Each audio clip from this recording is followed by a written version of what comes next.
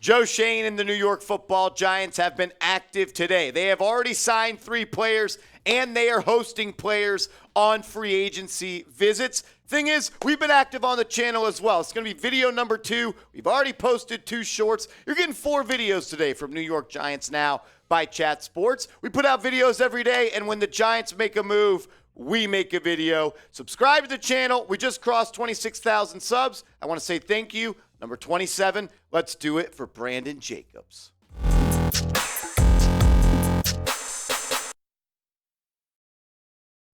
What up, everybody? You're watching Giants Now by Chat Sports. I'm your host, Marshall Green. In today's show, we're going to break down those 3 signings that Joe Schoen made. We know that they signed Jamison Crowder. We did a video on that earlier, but it was from the house. I wasn't in the studio yet, so we'll do a deeper dive on Crowder and show you some stats up on screen. They also signed a cornerback that had 6 interceptions in the 2021 campaign, and they signed a tight end, so they're definitely trying to beef up the back end of this roster. But we do have some new news that just came across the ticker here at Chat Sports. Bryan Edwards, the wide receiver that was once a third round pick in the 2020 NFL Draft, is visiting with the New York Football Giants today. And I like this because he's a receiver really that the Giants don't have. He is a true outside wide receiver, 6'3", 210, 215, 220 pounds, plays the outside, whereas a lot of the players the Giants have on this roster and that were added this offseason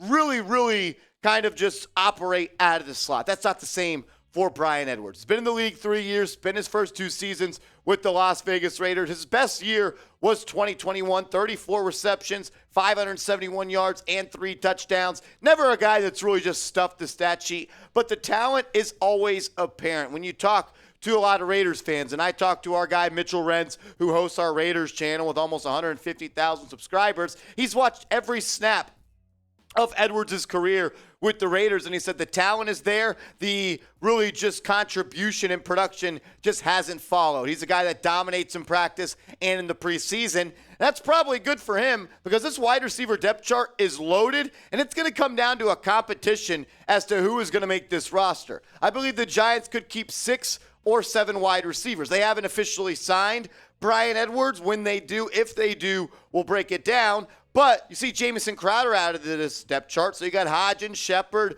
Robinson, Slayton, and Campbell. I think all of those 5 guys are most likely to make the roster. I think Shepard and Crowder may go into a little battle at that slot receiver. I think Colin Johnson played well, and Jeff Smith was signed. And I believe the Giants are going to go out and draft another wide receiver, maybe in the first round, if they have had dinner the last 2 nights with Jackson Smith and Jigba and Zay Flowers. So I don't think they're done adding to this wide receiver position. Should they add Bryan Edwards, though? That's the question of the day, as he was on a free agency visit. What do you think? Should the Giants sign him? Type S for sign, type P for pass. Let me know what you think. This will be the pinned comment on today's show. So if you get hit with that YouTube ad break, scroll on down. Let me know, should the Giants sign Bryan Edwards?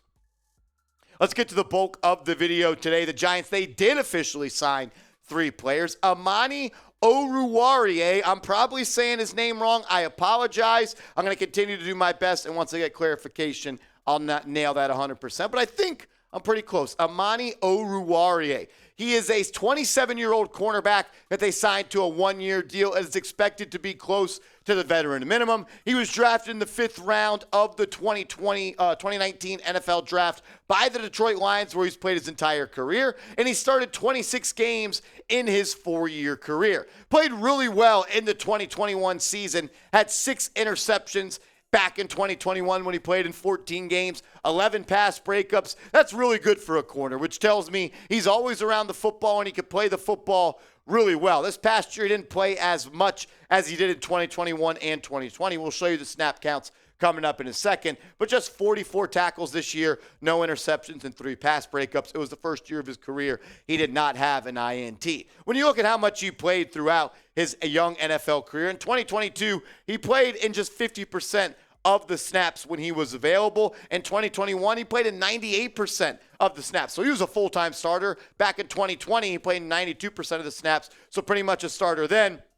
And as a rookie, he was a rotational piece. You might be saying, well, if he played so much in 2021 and 2020, and he has over almost 10 interceptions in his career, Why is this guy not a bigger name, and why is he only signing for a one-year deal? Well, it comes back to the penalties for Amani Oruwariye. In 2022, he had 10 penalties, which was tied for the lead at the cornerback position. He's a really handsy defender. He's got to get better with his technique, stop relying on grabbing and holding receivers, and use his feet a little bit better. But he's a physical corner, and he likes to be aggressive on the football, and that's where a lot of these penalties come from.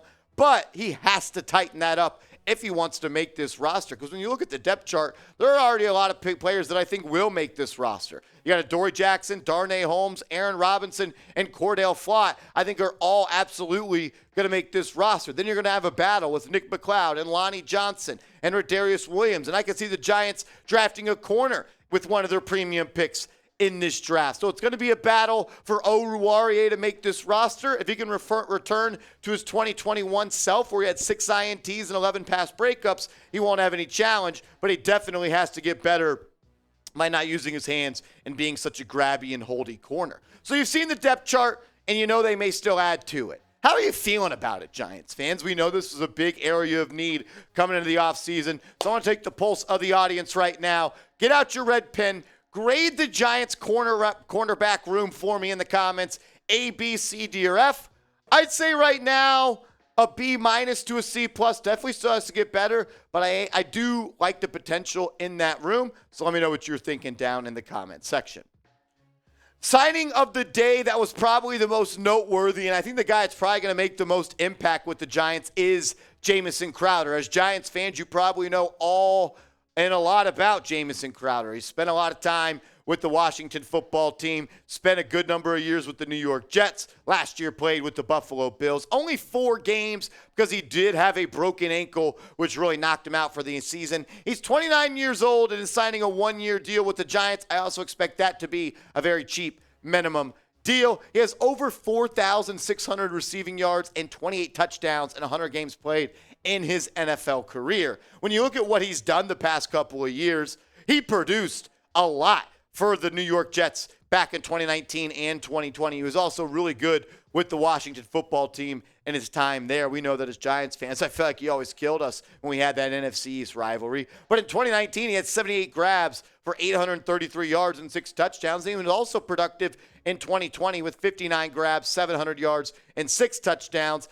But he's missed time in the past 3 years, 12 games, and 4 games. So he's going to have to fight and stay healthy to make this roster, and especially at this loaded depth chart. We flashed it earlier, so I don't want to spend too much time on it, but I just want everyone to know that, look, you got a lot of bodies. Hodgins is 100% making the roster. So is Robinson. So is Slayton. So is Campbell. That's 4 guys right there that are locks. I think the Giants will carry 6. I think you'll have a competition between Shepard and Crowder. If Colin Johnson comes back and plays well with like he was before he popped that Achilles, he'll have a chance. Jeff Smith will be a dark horse. He'll definitely be someone competing.